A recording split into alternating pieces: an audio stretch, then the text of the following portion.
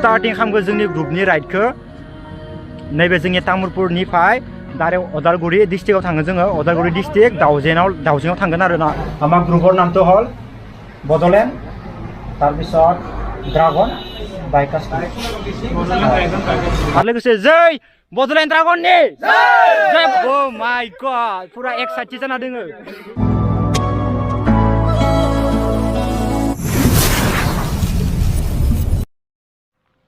तो hello guys गासैखौबो आंनि नुकल ब्लग चेनेलाव गिबियावनो बरायनाय जाबाय दिनै जाबाय निउ सरि ओ माय गॉड निउ इन्ट्र होदो आङो माबायदि खोनादों मिथिया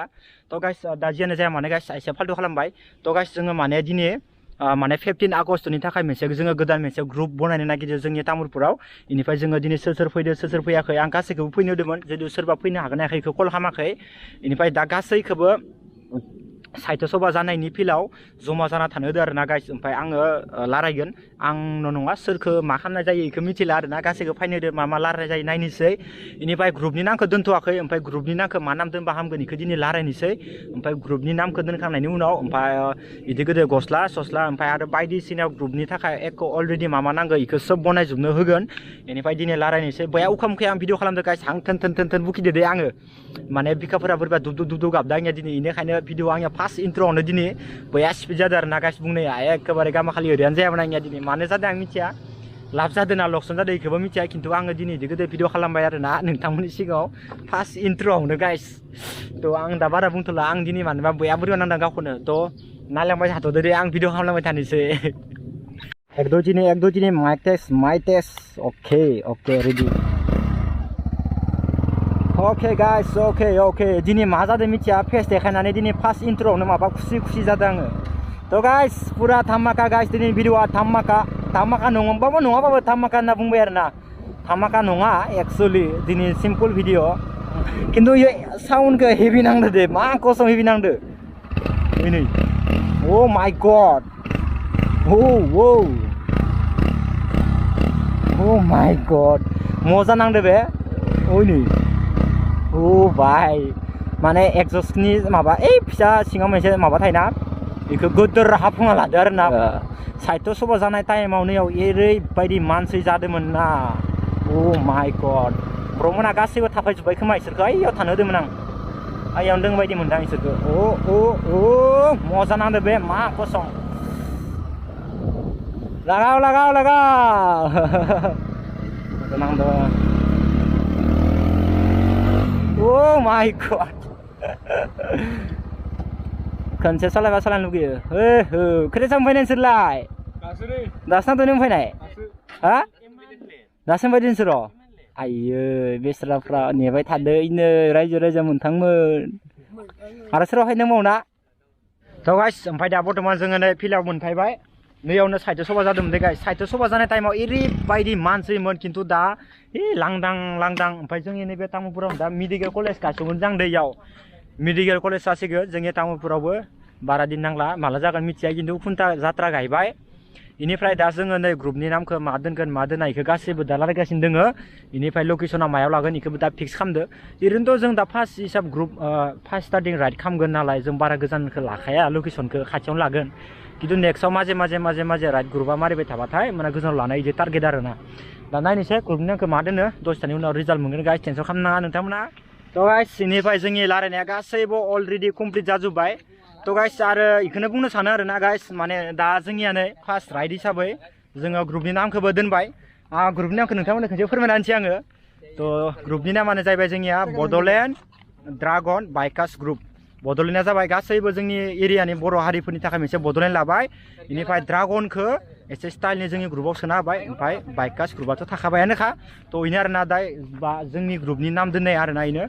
बेनिफ्राय जोङो फार्स्ट स्टार्टिं खालामगोन जोंनि ग्रुपनि राइडखौ नैबे जोंनि तामुलपुरनिफ्राय डाइरेक्ट अदालगुरि डिस्ट्रिक्टआव थांगोन जोङो अदालगुरि डिस्ट्रिक्ट दाउजेङाव थांगोन आरो ना 15 आगस्टआव जोङो दाउजेङाव थांगोन नै तामुलपुरनिफ्राय बेनिफ्राय बेसे टाइमाव मा दोङो बेखौ जोङो दा दसेनानै फिक्स खालामसिगोन बेनिफ्राय ग्रुपनि थाखाय मोननैसो रुल्स थागोन जोंनिया बे रुल्सखौ आङो 15 आगस्ट खालि नोंथांमोननो पुरा फोरमायजोबना होसिगोन बेनिफ्राय गस्ला थासिगोन ग्रुपनि बेनिफ्राय फ्लेट थागोन बेनार थागोन सब रेडि थाजोबगोन जोङो ग्रुपखौ जिखिनि हायो मोजां मेनटेन खालामनो नाजागोन ओमफ्राय फाउन्डाराबो 7 जाबाय आं जाबाय फाउन्डार ओमफ्राय इथिंगाले आरो साथाम दंबावो ओमफ्राय बाखि मेम्बार्सफोर दोङो थ' गासैबो जों दा रेडि जाजोब्बाय मोजाङै सावरायबाय आसा खालामबाय नोंथांमोनाबो जोंनि बे ग्रुपखौ 15 आगस्टआव फार्स्ट स्टार्टिं खालामनायखौ नोंथांमोना जोंखौ सापर्ट होगोन होननानै आं आसा खालामनाय थाबाय थ' गासैबो नायनो थाखाय नेना थाबानो जाबाय 15 आगस्टनि जोंनि राइडखौ फार्स्ट स्टार्टिं खालामगोन जोंनि बड'लेण्ड नैबे राइडखौ अके मारै नांदों नोङो आङो इयाव फैनानै मोजां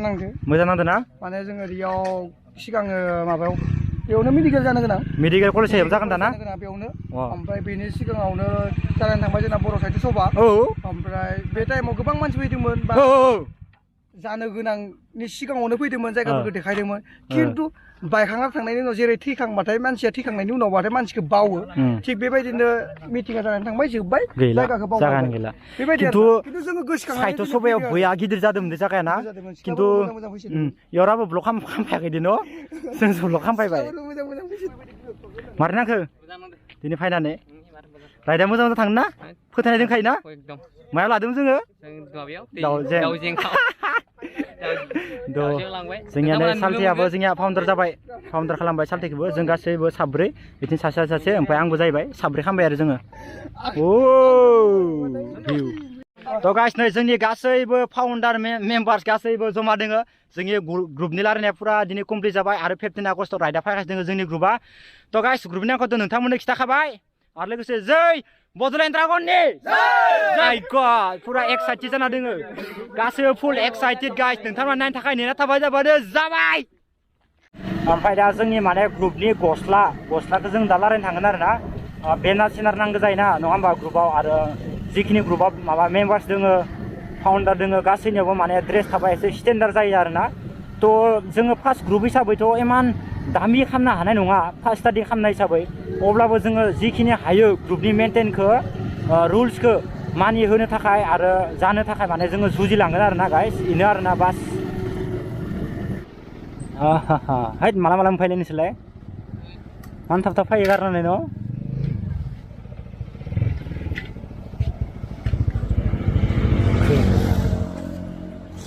अके गाइस जों दा गासैबो मोनफैबाय नै तामुलपुरनिनो आरो ना इयावनो गस्ला बनायो जोङो ग्रुपनि गस्लाखौ इयावनो बनायगोन मोनसे सोंनिसै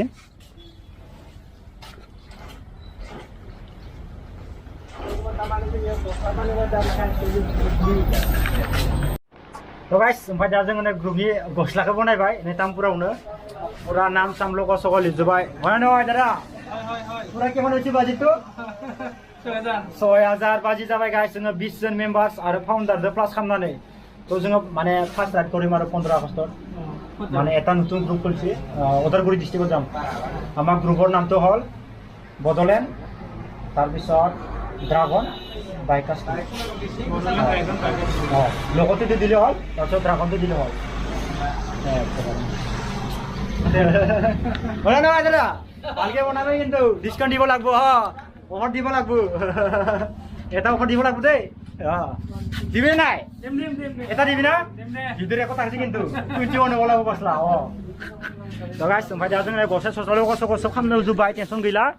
बेनिफ्राय दा नोंथांमोना सापर्ट होबानो जाबाय आरो ना राइडखौ नायनो थाखाय ओमफ्राय दा न'आव थांलांबाय थानोसै ओइ दे